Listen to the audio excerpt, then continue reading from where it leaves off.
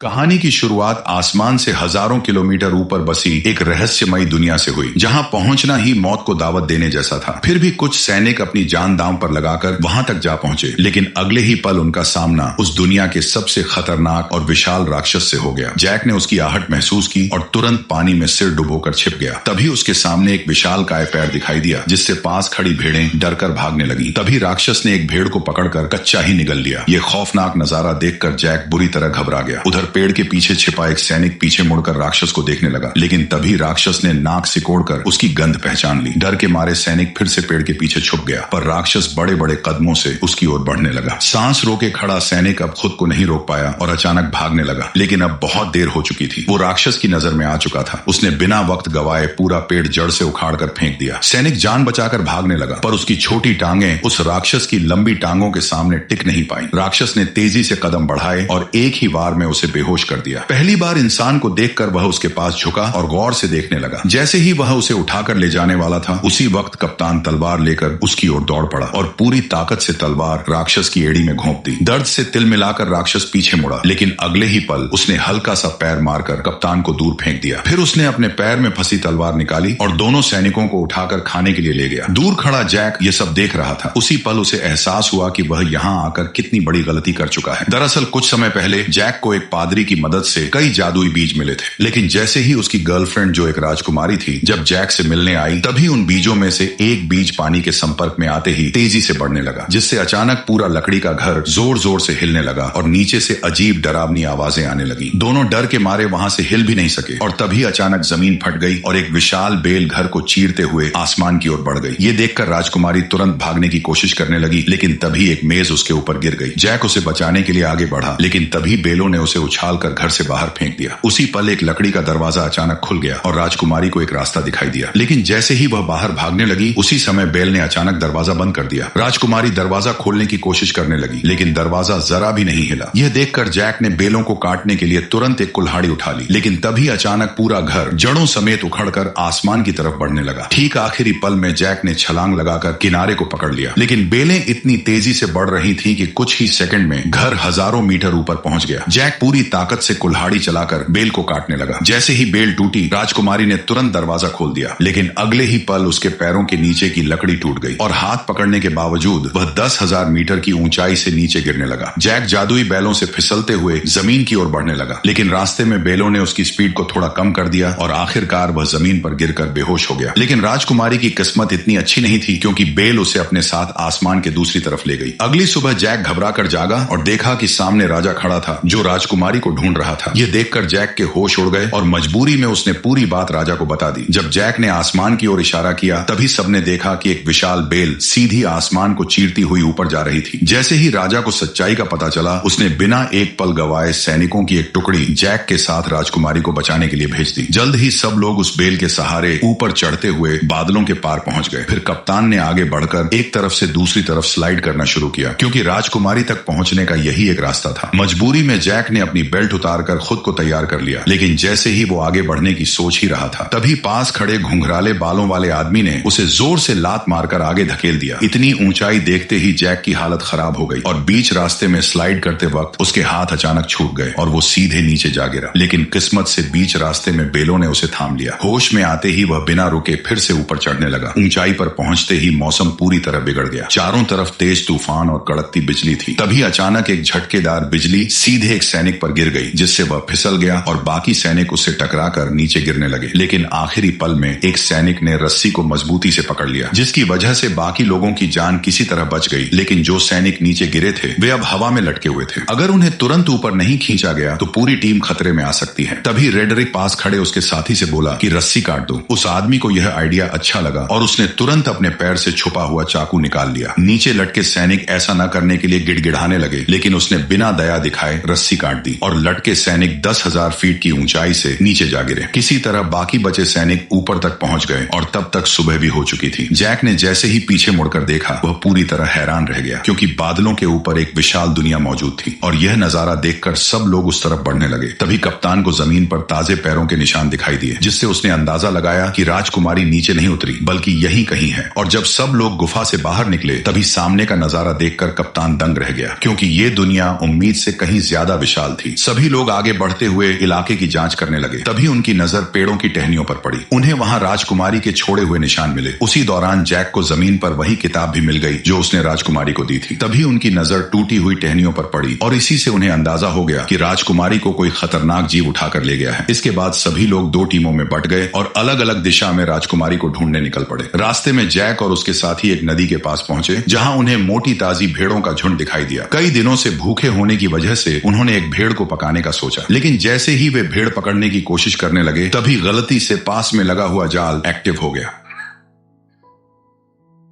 Jack ने तुरंत अपना चाकू निकाला और पूरी ताकत से जाल काटने लगा। उधर कप्तान भी रस्सी काटने की कोशिश कर रहा था, लेकिन तभी उसकी नजर एक अजीब चीज पर पड़ी। पास के सारे कौवे अचानक घबराकर उड़ गए और सारी भेड़ें भी एक साथ दूसरी दिशा में भागने लगी। कप्तान को कुछ शक हुआ, पर वो फिर भी रस्सी काटता रहा और जैसे तैसे वे दोनों जाल से निकल आए। लेकिन तभी जंगल से डरावनी आवाज गूंज उठी और उसी पल एक विशालकाय दानव उनके सामने आया और दोनों सैनिकों को पकड़कर अपने साथ ले गया। जैक चुपचाप दानव के पीछे पीछे चलने लगा ताकि सही मौका मिलते ही वो साथियों के साथ राजकुमारी को भी बचा सके। दूसरी तरफ रेडरिक दोनों सैनिकों के साथ एक चट्टान के किनारे पर पहुंच गया। गंजे आदमी को लगा कि इस तरह ढूंढते रहना बेकार है और वह कोई दूसरा रास्ता खोजने के लिए आगे बढ़ने लगा। लेकिन तभी रेडरिक ने अपनी चाल चल दी। अरे देखो, वो रही इजाबेल। जैसे ही गंजा आदमी वापस मुड़कर चट्टान के पास आया तभी रेडरिक ने मौके का फायदा उठाकर उसे सीधे गहरी खाई में धक्का दे दिया। यह देखकर रेडरिक का दोस्त जोर जोर से हंसने लगा। तभी एक विशाल हाथ ने अचानक उसे पकड़ लिया।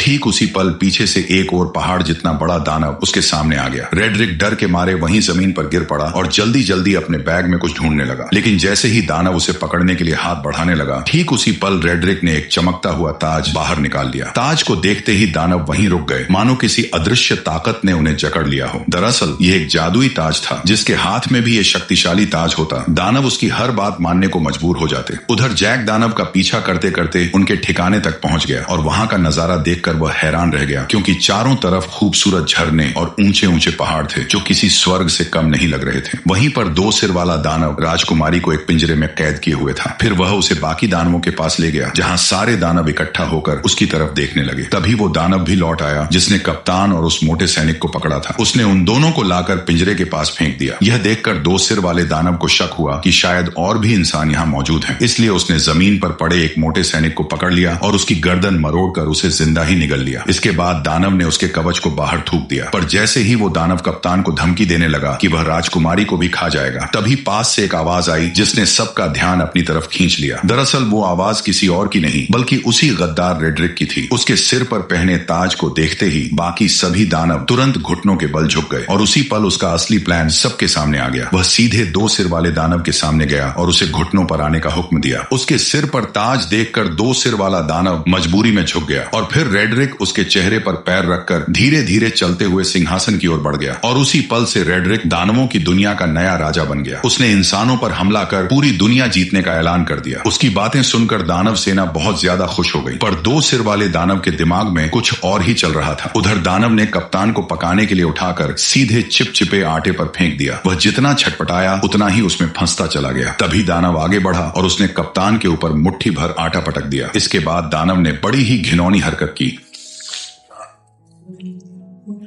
दानव ने कप्तान को मोड़कर एक तरफ रख दिया। तैयारी के बाद केवल सब्जियां डालना बाकी था। जैसे ही वह सब्जियां लेने गया उसी समय जैक चुपके से वहां आ पहुंचा। जैक को देखकर राजकुमारी बेहद खुश हो गई, लेकिन उसने तुरंत उसे इशारे से चुप रहने को कहा। उधर दानव अब भी उलझा हुआ था और इसी बीच जैक धीरे धीरे राजकुमारी के पास पहुंच गया। उसने पिंजरे का लॉक खोलने की कोशिश की, लेकिन यह उसके बस की बात नहीं थी। तब राजकुमारी ने उसे पहले कप्तान को बचाने के लिए कहा, जिसे दानव ने सुअरों के साथ लाइन में रखा था। जैक तुरंत उसके पास पहुंचा और चाकू निकालकर उसे उस चिपचिपे आटे से अलग करने लगा। उसी समय दानव मसाला लेकर वापस आने लगा। ये देखकर जैक ने जल्दी से चाकू कप्तान को पकड़ा दिया और खुद छिप गया। खुशकिस्मती से दानव को कुछ भी शक नहीं हुआ। उसने कुछ नुकीली लकड़ियां उठाई और कप्तान की आंखों के सामने पास पड़ी सुअर में घुसा दी। जो सुअर अभी तक चिल्ला रही थी वह तुरंत शांत हो गई। अब अगला नंबर कप्तान का था। दानव ने बिना दया दिखाए वार किया, लेकिन वह थोड़ा सा चूक गया, वरना कप्तान की आने वाली पीढ़ी का नामो निशान मिट जाता। ये देखकर कप्तान डर के मारे बेहोश हो गया। फिर दानव ने उन सभी को उठाकर पास जल रहे भट्ठे में रख दिया। अब उन्हें बचाने वाला एकमात्र जैक ही था। इस समय जैक लोहे की रिंग के ऊपर पहुंच चुका था और दानव को उसकी भनक तक नहीं थी। तभी दानव ने एक तेज धार वाला चाकू उठाया और सीधे राजकुमारी की ओर बढ़ गया। उसने बिना देर किए हाथ अंदर डालकर राजकुमारी को बाहर निकाल लिया और टेबल पर रखकर उसे काटने की तैयारी करने लगा। लेकिन तभी जैक ने चुपके से पास रखा एक भारी चाकू उठा लिया। बेखबर दानव राजकुमारी पर वार करने ही वाला था। तभी जैक ने छुरी सीधी उसकी रीढ़ में घोंप दी। दर्द से दानव जोर जोर से चिल्लाने लगा, लेकिन जैक छुरी को मजबूती से पकड़े रहा। तभी दानव बेकाबू होकर दीवार से जा टकराया और वहीं मारा गया। यह देखकर राजकुमारी और कप्तान दोनों हैरान रह गए। इसके बाद वे तीनों तुरंत उस जादुई बेल के पास पहुंच गए, लेकिन वहां पहले से ही एक दानव पहरा दे रहा था जिसे रेड्रिक ने भेजा था। तभी जैक के दिमाग में एक अजीब आइडिया आया। वो एक मधुमक्खियों का छत्ता लेकर कप्तान के साथ धीरे धीरे उस दानव के पास पहुंच गया। फिर कप्तान ने दानव का हेलमेट उठाया और जैक ने छत्ता उसके अंदर पटक दिया। दानव अभी भी बेफिक्र सो रहा था और उसे जरा भी अंदाजा नहीं था कि उसके साथ क्या होने वाला है। जैसे ही जैक ने छत्ता अंदर रखा, तभी कप्तान ने तुरंत हेलमेट बंद कर दिया और फिर दोनों तेजी से वहां से भागकर पास की चट्टान के पीछे छिप गए और इंतजार करने लगे। कुछ ही देर में दानव मधुमक्खियों के डंक से तड़प कर उठ खड़ा हुआ और दर्द से छटपटाते हुए अपने शरीर को झटकने लगा। लेकिन जितना ज्यादा वह तड़प रहा था, मधुमक्खियां उतनी ही ज्यादा उस पर हमला कर रही थी। घबराकर दानव वहां से भागने लगा, लेकिन फिसलकर पत्थरों से टकरा गया और फिर वह लुढ़कता हुआ चट्टान के किनारे तक पहुंच गया। ऐसा लग रहा था कि अब वह गिरने ही वाला है। तभी अचानक उसने अपना हेलमेट उतार दिया। यह देखकर तीनों एक पल के लिए चौंक गए, लेकिन तभी एक मधुमक्खी सीधे उसकी तरफ उड़ती हुई आई और अगले ही पल उसने दानव को जोर से डंक मार दिया, जिससे वह कंट्रोल खो बैठा और सीधे नीचे जा गिरा। यह देखकर तीनों लोग खुशी से झूम उठे। उन्हें यकीन नहीं हो रहा था कि उन्होंने इतनी आसानी से इतने बड़े दानव को हरा दिया। इसके बाद तीनों ने तुरंत वहां से निकलने का फैसला किया, लेकिन अचानक कप्तान रुक गया। उसने बताया कि उसे रेड्रिक से ताज छीनने के लिए यही रुकना पड़ेगा। इसलिए जैक उसे चाकू थमाकर राजकुमारी के साथ नीचे उतरने लगा। उसी समय दानव बैलों से टकराते हुए आखिरकार नीचे आ गिरा। तेज आवाज सुनकर राजा तुरंत अपने टेंट से बाहर आया और इस खतरनाक दानव को देखकर घबरा गया। अचानक गांव के लोग भी वहां इकट्ठा हो गए। तभी राजा ने ना चाहते हुए प्रजा की भलाई और दानवों को यहां आने से रोकने के लिए एक बड़ा फैसला लिया। उसने तुरंत जनरल को बेल काट डालने का आदेश दे दिया। सैनिकों ने विशाल लोहे की कीलें उस बड़ी बेल में ठोक दी, फिर उन पर मजबूत हुक लगा दिए और कुछ बैलों और घोड़ों की मदद से उसे खींचना शुरू कर दिया। धीरे धीरे वह विशाल बेल जड़ों समेत हिलने लगी, लेकिन इससे पास खड़े सैनिक अचानक खतरे में आ गए। तभी अचानक बीच वाली मोटी बेल भी टूटने लगी। ऊपर खड़े सैनिक नीचे गिरने लगे, जिससे चारों तरफ अफरा तफरी मच गई। उधर जैक और राजकुमारी बेल के सहारे नीचे उतर रहे थे, लेकिन जैसे ही उन्होंने नीचे नजर डाली तो वे डर के मारे घबरा गए, क्योंकि बेल बेकाबू हो चुकी थी और किसी भी पल गिर सकती थी। उसी समय जैक ने मौका देखकर राजकुमारी को कसकर पकड़ा और तेजी से एक लटकती डाल को थाम लिया। दोनों हवा में झूलते हुए तेजी से नीचे की ओर बढ़ने लगे। आखिरकार जब वे नीचे गिरे तो घास के ढेर ने उनकी रफ्तार कम कर दी और इस तरह दोनों सही सलामत जमीन पर पहुंच गए। ठीक उसी पल रेड्रिक ने सभी दानवों को इकट्ठा कर इंसानों पर हमला करने की तैयारी की। तभी दो सिर वाले दानव को इंसान का आभास हुआ, जिससे कप्तान छिप गया। तभी रेड्रिक ने आगे बढ़ते हुए बैल उगाने वाले जादुई बीज निकाले, लेकिन तभी अचानक कप्तान उस पर टूट पड़ा, जिससे जादुई बीज चट्टान पर ही छूट गए और रेड्रिक सीधे नीचे गड्ढे में जा गिरा। रेड्रिक डर के मारे दानवों को पुकारने लगा, जबकि कप्तान उसके सामने लड़ने के लिए तैयार खड़ा हो गया। तभी दो सिर वाले दानव ने बाकी दानवों को उसे बाहर निकालने का आदेश दिया। दानव चट्टानों को तोड़ने लगे और नीचे कप्तान और रेड्रिक के बीच लड़ाई शुरू हो गई। रेड्रिक ने अपनी लंबी तलवार के सहारे कप्तान को गिरा दिया और उसका हथियार दूर जा गिरा। इसके बाद उसने मौका पाकर लगातार हमले शुरू कर दिए, लेकिन कप्तान ने किसी तरह उसका वार रोक लिया और दोनों के बीच ताकत की लड़ाई शुरू हो गई। जल्द ही कप्तान कमजोर पड़ने लगा और रेड्रिक ने उसे पानी में डुबो दिया। तभी अचानक उसकी नजर उस चाकू पर पड़ी जो उसकी तरफ बहकर आ रहा था। कप्तान ने सही मौके पर उसे दांतों से पकड़ लिया और तुरंत रेड्रिक के चेहरे पर वार कर दिया। अचानक हुए हमले से रेड्रिक का गुस्सा फूट पड़ा। उसने अपने हथियार के दम पर कप्तान को पीछे धकेल दिया। कप्तान मजबूर होकर पीछे हटता गया और आखिरकार किनारे तक पहुंच गया। तभी रेड्रिक ने उसे एक जोरदार लात मारकर नीचे गिरा दिया, लेकिन कप्तान ने किसी तरह चट्टानों को पकड़ लिया। रेड्रिक तलवार को उसके हाथों में चुभोने लगा ताकि वह खुद नीचे गिर जाए, लेकिन उसने कप्तान की ताकत को कम आंका था। जैसे ही वह फिर से हमला करने लगा, कप्तान ने उसी के हथियार को पकड़कर उसी की टांग में घोंप दिया। दर्द से रेड्रिक जोर जोर से चिल्लाने लगा और इसी मौके का फायदा उठाकर कप्तान ने तलवार रेड्रिक के पेट में घोंप दी। अचानक हुए हमले की वजह से रेड्रिक ने वहीं दम तोड़ दिया। उसके मरते ही ताज की जादुई ताकत भी खत्म हो गई। कप्तान किसी तरह ऊपर चढ़ आया और ताज वापस लेने के लिए आगे बढ़ा, लेकिन तभी ऊपर की गुफा टूट गई और दो सिर वाला दानव उससे पहले ही ताज उठा ले गया। उसने ताज अपनी उंगली में पहन लिया और खुद को नया राजा घोषित कर दिया। ताज पहनते ही उसकी ताकत फिर से लौट आई। यह देखकर बाकी दानवों ने भी अपने घुटने टेक दिए। तभी कप्तान ने देखा कि धरती पर लौटती हुई वह एकमात्र बेल अब कभी भी टूट कर नीचे गिर सकती है, इसलिए उसने बिना देर किए सीधे बेल पर छलांग लगा दी। बेल तेजी से किले की ओर बढ़ने लगी। कप्तान ने सही समय का फायदा उठाया और छलांग लगाकर सीधे पानी में कूद गया। दो सिर वाले दानव ने जब देखा कि इंसानों की दुनिया तक जाने का रास्ता टूट चुका है तो वह गुस्से से गरज उठा। तभी अचानक छोटे सिर ने जमीन पर पड़े उस थैले की ओर इशारा किया जिसमें जादुई बीज भरे हुए थे। दो सिर वाले दानव ने उसे उठाया और अपने हाथ में खोल लिया। उसमें कुल 4 जादुई बीज थे। यह देखकर वह खुशी से झूम उठा। उसने तुरंत एक फूंक मारकर उन बीजों को पानी में फेंक दिया। जैसे ही बीज पानी से टकराए वे तुरंत उगने लगे और अगले ही पल जमीन को चीरती हुई 4 विशाल बेलें बाहर निकल आई। इसके बाद दो सिर वाले दानव ने जोर से आदेश दिया और सभी दानव उस बेल पर चढ़कर इंसानों की दुनिया की ओर बढ़ने लगे। आखिरी पल में दो सिर वाला दानव भी छलांग लगाकर नीचे कूद पड़ा। वो बेलों के जरिए फिसलते हुए जमीन की ओर बढ़ने लगा। उसी समय जैक घोड़े को पानी पिला रहा था। तभी अचानक उसकी नजर आसमान की ओर गई। उसने देखा कि सभी दानव तेजी से नीचे की ओर बढ़ रहे हैं। बिना एक पल गवाए वह घोड़े पर सवार होकर राजा को चेतावनी देने निकल पड़ा। उधर राजा की सेना आराम से किले की ओर बढ़ रही थी। तभी जैक की नजर सेना पर पड़ गई। वो जोर जोर से चिल्लाने लगा कि दानव आ रहे हैं, लेकिन राजा को अब भी कुछ समझ नहीं आया। तभी पीछे के जंगल से अचानक कई दानव निकल आए और जहां जहां वे जा रहे थे वहां सब कुछ तहस नहस कर रहे थे। कोई भी उन्हें रोक नहीं पा रहा था। जल्द ही दानव सेना पास आ गई और उन्होंने एक सैनिक को पकड़कर जिंदा निगल लिया। घोड़े पर सवार लोग भी उनकी रफ्तार से नहीं बच पाए। इस वक्त इंसान उनके सामने बिल्कुल बेबस थे। तभी एक गोल चेहरे वाले दानव ने पास की पवन चक्की का पंखा तोड़कर राजकुमारी की तरफ फेंक दिया, जो जमीन पर गिरते ही सब कुछ चकनाचूर कर गया और राजा का ताज भी गिर पड़ा। उधर किले पर तैनात सैनिकों ने राजा की सेना को आते देखा और उन्होंने तुरंत अंदर युद्ध की तैयारी की खबर भेज दी। कप्तान ने तुरंत सभी सैनिकों की मदद से खाई में तेल डलवा दिया ताकि दुश्मनों को रोका जा सके। जैसे ही राजा की सेना किले के पास पहुंची उसने तीर चलाने का आदेश दे दिया और देखते ही देखते सैकड़ों जलते हुए तीर दुश्मनों की ओर छोड़ दिए गए। जैसे ही ये तीर तेल से टकराए चारों तरफ आग भड़क उठी और इसी बीच राजा की सेना सुरक्षित किले के अंदर पहुंच गई। राजकुमारी को सही सलामत देखकर कप्तान ने तुरंत किले के दरवाजे बंद करने का आदेश दिया, लेकिन उसी समय जैक अभी भी बाहर था और दानव उसके पीछे पड़े हुए थे। जैसे ही किले का दरवाजा बंद होने लगा तभी जैक घबरा गया, लेकिन आखिरी पल में वह अपने घोड़े के साथ छलांग लगाकर अंदर घुस आया। हालांकि उसके पीछे पीछे दो सिर वाला दानव भी दरवाजे पर चढ़ आया, लेकिन तभी कप्तान ने उस पर हमला बोल दिया और वह सीधे आग की जलती लपटों में जा गिरा।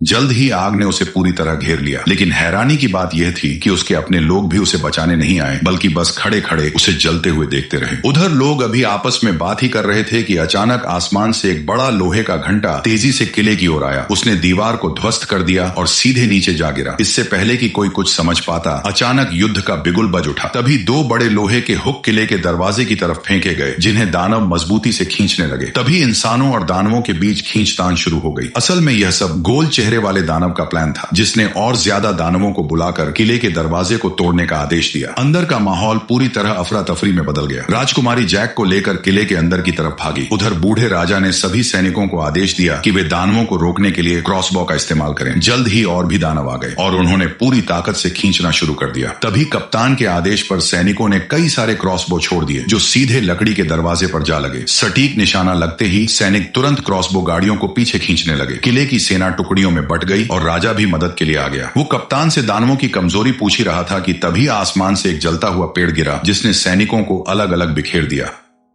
अगले ही पल कई सारे जलते हुए पेड़ सैनिकों के ऊपर गिरने लगे, जिससे उनकी पकड़ ढीली होने लगी। ऐसा लग रहा था जैसे दरवाजा जल्द ही टूट जाएगा। तभी राजकुमारी जैक को लेकर किले के अंदर पहुंची, लेकिन अचानक एक भारी दहाड़ और जमीन में उठती दरारों ने उनका ध्यान खींच लिया। डर के मारे दोनों पीछे हट गए और कुछ पत्थर ऊपर की ओर उड़ने लगे। नीचे से अचानक 2 विशाल हाथ बाहर निकले। ये वही 2 सिर वाला दानव था जो पहले आग में गिरने के बावजूद बच गया था, क्योंकि पानी के नीचे होने की वजह से आग उसका कुछ नहीं बिगाड़ पाई और वह सीवर के रास्ते से चुपचाप किले के अंदर तक घुस आया। अचानक उसे राजकुमारी की शाही गंध महसूस हुई। जैक ने डरते हुए कंबल खोला और देखा कि दानव की अभी तक उन पर नजर नहीं पड़ी है, लेकिन तभी गुस्से में दानव ने पास रखा शीशा तोड़ दिया। घबराहट में कंबल में छिपे दोनों लोग कांपने लगे, लेकिन दानव ने सीधे ऊपर से उन्हें देख लिया। जैक पूरी ताकत लगाकर तुरंत राजकुमारी को पकड़कर भागा, लेकिन दानव लगातार उनका पीछा करने लगा। कोई रास्ता न होने की वजह से दोनों मजबूरी में दूसरी मंजिल की ओर भागे। वे कदमों को रोकने की हिम्मत भी नहीं कर रहे थे, लेकिन अचानक एक हाथ साइड से बाहर निकला और राजकुमारी को पकड़ लिया। जैक ने पास में रखी कुल्हाड़ी उठाई और बिना देर किए सीधे उस पर हमला कर दिया, लेकिन दानव ने दूसरे हाथ से उसे पकड़ लिया। छोटा सिर जैक जैक का मजाक उड़ाने लगा। तभी जैक ने गुस्से में सीधे कुल्हाड़ी मारकर उसका हेलमेट तोड़ दिया। गुस्से में दानव ने अपना बड़ा मुंह खोल लिया। तभी जैक ने लॉकेट में छिपा हुआ जादुई बीज निकाला और सीधे उसके मुंह में फेंक दिया। जादुई बीज सीधे उसके पेट में चला गया, जिससे 2 सिर वाले दानव को अचानक कुछ गड़बड़ महसूस हुई और उसने तुरंत दोनों को जमीन पर पटक दिया। तभी अचानक एक बेल उसके शरीर से बाहर आई और दोनों डर के मारे पीछे हट गए। अचानक कई सारी बेलें पूरी रफ्तार से उसके शरीर को चीरते हुए बाहर निकल आई, जिससे हॉल पूरी तरह से तबाह हो गया। अचानक राजा का मुकुट पहना हुआ हाथ भी जैक के पास गिर गया। उधर बाहरी सैनिक अभी भी दानवों को रोकने में लगे हुए थे, लेकिन गोल मुंह वाले दानव की एक आवाज पर सभी दानव धीरे धीरे पीछे बढ़े और सैनिकों को एक एक कर गिराते चले गए। किले का दरवाजा धीरे धीरे खुल गया। कप्तान ने तुरंत सैनिकों से लोहे का दरवाजा बंद करने को कहा। ठीक उसी पल गोल मुंह वाला दानव अपने साथियों के साथ धुंध से धीरे धीरे बाहर आया, लेकिन लोहे का दरवाजा उसे ज्यादा देर तक रोक नहीं पाया और उसने एक ही झटके में दरवाजे को तोड़ दिया। तभी वो दानव अपने साथियों के साथ किले के अंदर घुस गया। वहां खड़े टेस्टी सैनिकों को देखकर वे बेहद खुश हुए। दानव हमला करने ही वाले थे कि पीछे से अचानक आवाज आई और सभी दानवों का ध्यान उस आवाज पर चला गया। दानव ने भीड़ में ध्यान से देखा और अचानक उसने अपना हथियार छोड़ दिया। ये देखकर बाकी दानव भी हथियार छोड़कर सभी इंसानों के सामने घुटनों के बल बैठ गए। कप्तान यह नजारा देखकर चौंक गया। तभी अचानक जैक मुकुट लेकर आगे आया और उसने तुरंत सभी दानवों को वापस उनकी दुनिया में लौट जाने का हुक्म दे दिया।